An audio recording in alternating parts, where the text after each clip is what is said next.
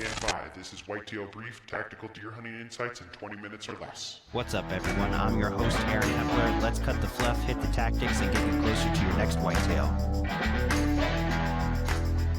All right, we are back in the studio for a Whitetail Brief with one of your favorites, Mr. Howie Miller. What's up, dude?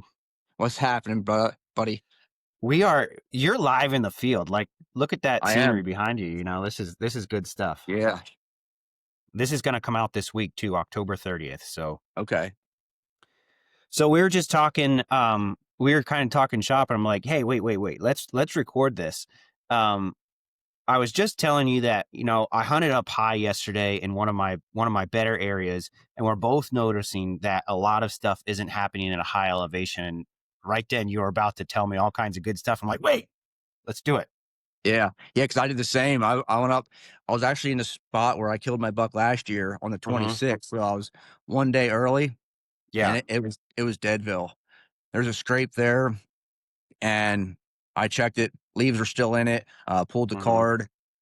Very little activity. I mean, there's some acorns and stuff in there, but yeah. I mean, walking in at night or in the morning with a headlamp and coming out, I noticed all the sign is like down lower, down near the water. Yeah. So, well, and it's not even like you're not even worried about the sign making, but it's like there's not a lot of acorns where I'm at up high, but there are some mid-level and down low. And I keep telling people like, oh, you need to be hunting on the lower elevations. And here I am not taking my own advice because you get so stuck on memory sometimes. On spots or like, that's kind of what happened in my situation. Yeah. So what are you doing, Howie, to kind of like right now, today, you're out, you're scouting, you're not even hunting maybe you'll hang and hunt later. But what are you doing today to steer yourself away from hunting on memory? I mean, this is scrape week. It's freaking go time.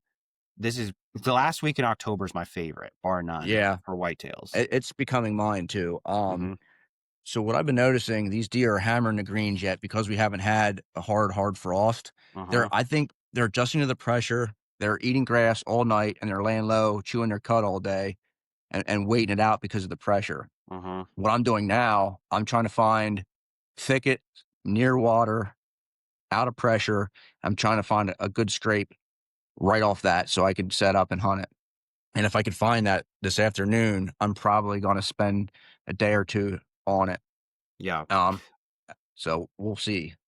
Are you noticing a lot of scrapes? I mean, of course, early October, you'll see like a bunch pop up, like just random.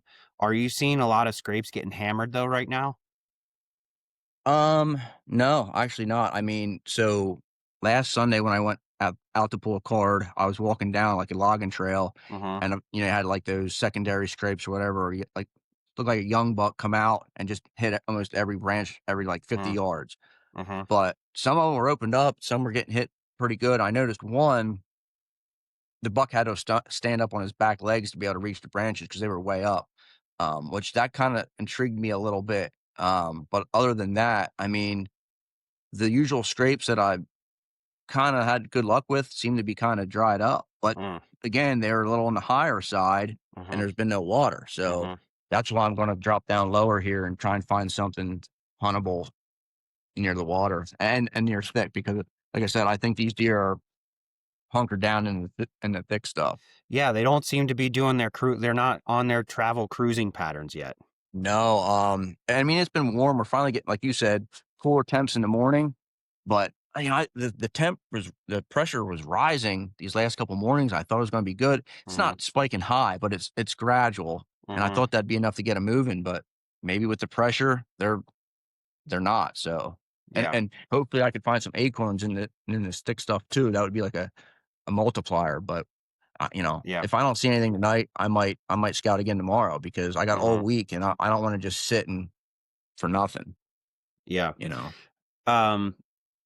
are you, so you're talking about green foods. When you're talking about big wood setting, what are three things that you're really honed in on? Like three types of food sources that you're honed in on? Usually, I mean, it's Acorns, but now I guess I'm gonna be trying to find something like stemmy, some high stem count stuff it's kinda hard to find that stuff in the big woods back in because, like, I've been noticing I'm hitting grass on the private, Uh-huh. and I'm some of these spots, I might be able to loop around and get in the backside of some of this private and catch them coming back off of them fields. Yeah. But, that's kinda hard to find because of what I'm seeing is it's like 5, 6, 700 yards out, so I don't Uh-huh. think they're traveling that far. Yeah. But I'm gonna be keying in on, like, acorns, something stemmy, leafy. I don't know I don't know all the names of stuff. I just kinda look what deer nibbling on and kinda go off of that. Like, I need to learn, like, what the jewel weed and all that sorts of things look Yeah. like, but, yeah, so I mean, I didn't really sometimes answer your question, but that's all right that's though. kinda The stemmy stuff makes sense. I did notice maybe some nip tops of like sassafras, and that's a pretty easy one for people to kind of find because you got those leaves that look like mittens. Um, but they're hitting that stuff, but it's only if they're tiny shoots. They don't like it when it gets too big. It's bitter. right. Yeah, that would make sense. I'm just thinking if now too, if this comes up dead here, I might kinda concentrate more on, like, a newer clear cut Mm-hmm. that was been done, like, maybe last year, Mm-hmm. so it's starting to green up this year. Mm-hmm. That might be something, but I mean, a lot of that stuff is near the access, and I think it's just the pressure has them shut down right now. So this is the next thing. We're both in PA, and PA opened up Sunday hunting. Wonderful thing, but I think deer are adjusted. Like it'd be kind of dumb to say like, "Oh, deer know that there's Sunday hunting now" or whatever. But I I think maybe genetically that's kind of in them, like to know they get that day of a break. Maybe I'm Well, being stupid. Maybe I'm I not. don't think so But because I I'll tell have you what, noticed that the increased pressure. Yeah, uh, like, just from all the years I've been doing it, like, I come out here, I feel like I'm breaking the law or something. It feels weird. right. I never thought of it Yeah, that way, but I'm like, it's Sunday, and I almost like this morning I was like lethargic, kind of. I'm like, I just, it was just a different feeling because like normally my Sundays would be scouting or a lot slower pace and doing or other yeah, stuff, and now it's like, oh, it's go time, it's hammer time, like we got to keep her going. And I think other people's like the whole mind shift switch, and I don't know if the deer could pick up on that or not. I think they can. I mean, they're prey animals by nature and they could pick up on, things. That's how they survive. So I think the whole dynamic just switched. yeah. Well, I do feel like there's probably like some type of like they know that at like they get to the end of the week and there's a little less pressure and they get more comfortable on a Monday. But I'm finding that I think with this increased pressure, they're really locked in, and I wouldn't say that there's tons of pressure on a Sunday, but it's more than there was before. Yeah, correct. And I especially mean, with this muzzleloader season, there was a lot of people out this weekend, man. yeah, that's what I've noticed. I mean, and from what I could tell, they were hitting it hard all week. So Uh-huh. people probably changed their vacations and stuff now, having more time. Cause like you come up, well, like for me, I'm traveling to come up here to hunt, and Uh-huh. mostly people up here are at camps too. There's a lot of camps around. Uh-huh. So some guys might not go as hard on Saturday or Saturday evening because, oh, we got to pack up and head down through tomorrow. Now it's like, we're going to hunt tomorrow, so Right. we could just hunt this differently now. So and the other thing too, like I don't know how other people do it, but for me, I think a lot of deer are going to get killed because like if I can go out and see and observe deer moving on a trail, I can move over there the next night, which would be Sunday when you normally Uh-huh. can't hunt. Now you could go over there Uh-huh. and kill them. You Right. know, whereas like before, you had Saturday, you were off, you were on the wrong trail. Is what it is. You take the loss by next week. They shifted patterns and they're another 100, 200 yards or whatever. So you're like chasing your tail trying to catch up to Yeah. them. Are you running a lot of cameras up there right now? um, I mean, I guess you could say I'm running a lot. I'm running about 18 to 20. Okay. I had about like 35, but the Uh-huh. bear been between some of them just been crapping out, but the bear been hard on the last couple of years, and I haven't been able to replace him yet. So, Uh-huh. um, Are Yeah. you noticing any shift to better daylight movement on your trail camera inventory? I would say like 1/3 of the cameras, yes, and the other 2/3, they're dead. But like I'm kind of running them historically where I ran them in the past. Uh-huh. So I mean, I'm like trying to figure. I need to switch everything up because like the one scrape that I checked last Sunday had a lot of activity on it. Now that's Uh-huh. probably where I'm going to head to eventually.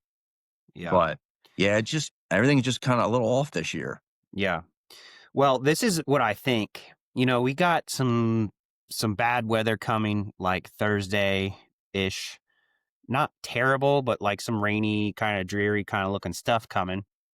Yeah. Um, I think I think the activity is gonna just explode this week because whether or not it's hot or the weather sucks, like there's gonna It's be the does, time.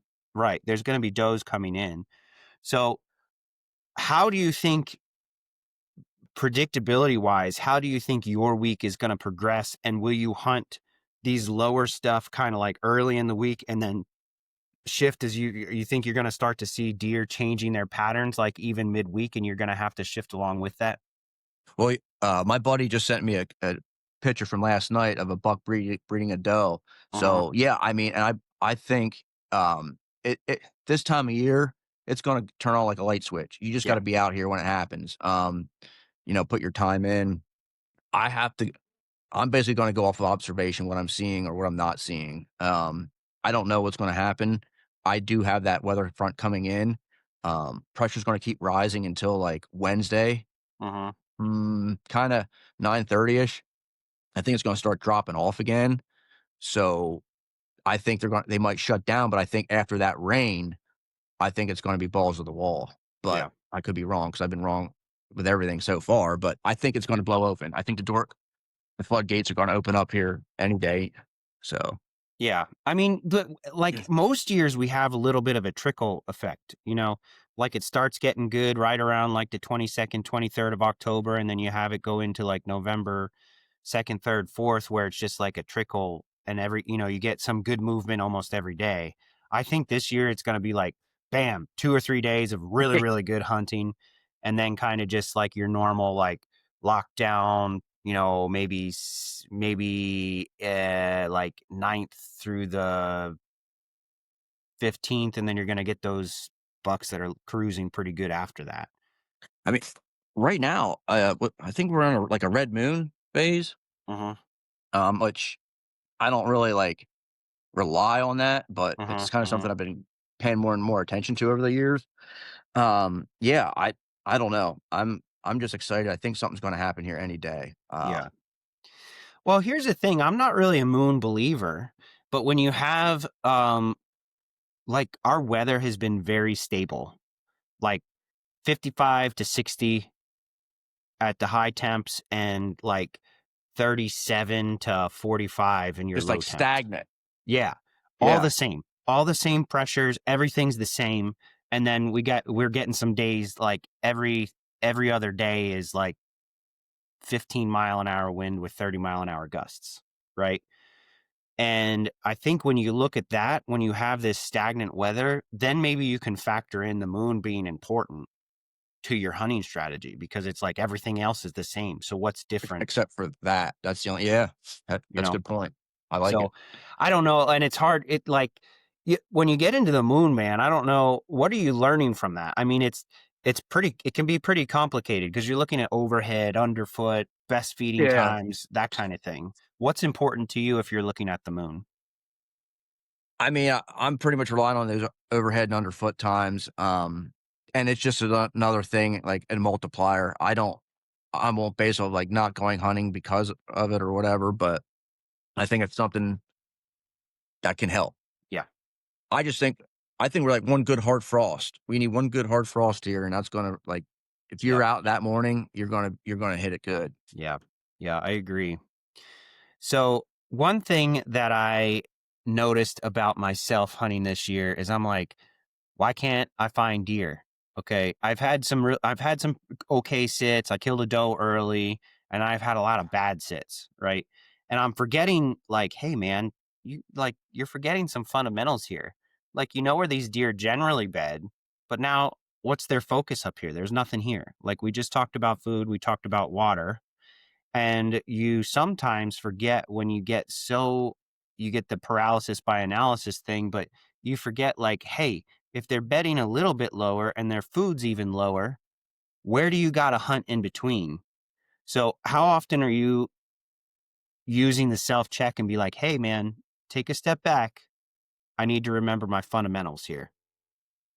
That's kind of where I'm at right now. I mean, I was kind of being stubborn up until yesterday because I had to pry myself out of that tree stand because I'm like, it's 4 o'clock. I mean, anything could happen. But then I'm like, you've been sitting here not seeing nothing. Nothing's moving. It's dead. I mean, there's no sign here. Like the signs tells you, and you're not seeing the sign. If there was a sign, I'm like, then stay. But you're not seeing the sign. You gotta go find it or you gotta move.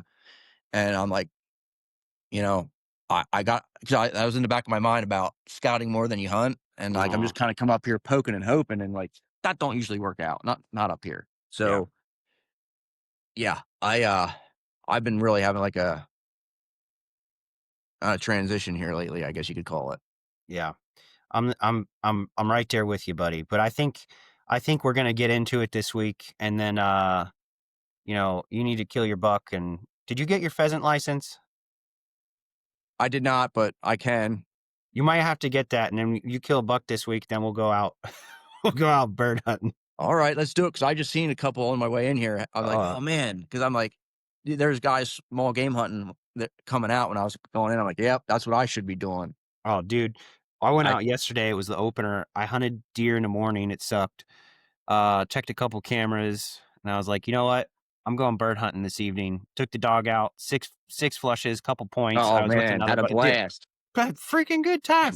It's like when you're fishing for muskies and you decide you're going to bluegill fish instead, and it's yeah, so I'm not catching up. At least I could get some action over here.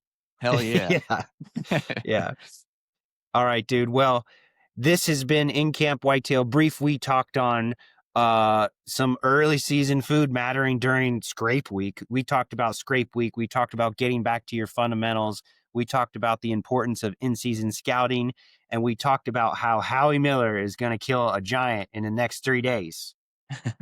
Yep, we're going to get it done here. All right, dude. Well, thanks for coming on. And thanks for having me. Keep me in the loop here. Yeah, you too.